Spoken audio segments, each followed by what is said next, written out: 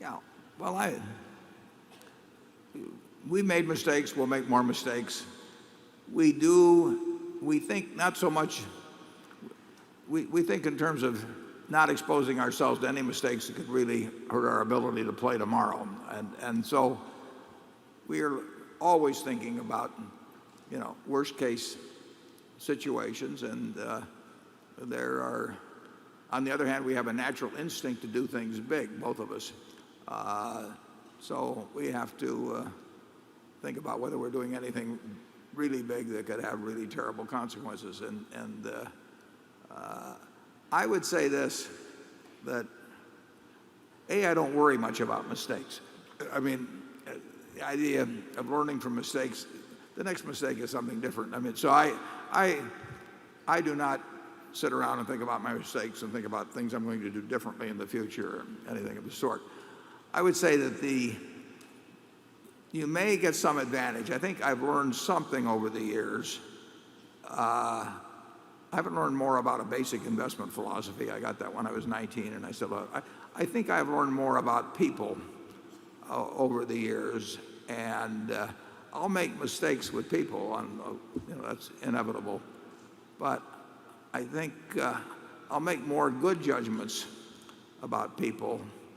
I'll recognize the extraordinary ones better than I would have 40 or 50 years ago. So I think that improves, but I don't think it improves by certainly any conscious sitting around and focusing on what mistake did I make with that person or this person. I just don't operate that way. Charlie? Well, Warren, I would argue that what you've done and what I've done to a lesser extent is to learn a lot from other people's mistakes. That is really a much more pleasant way to learn hard lessons. And we have really worked at that over the years, partly because we find it so interesting, the great variety of human mistakes and their causes. And I think this constant study of other people's disasters and other people's errors has helped us enormously.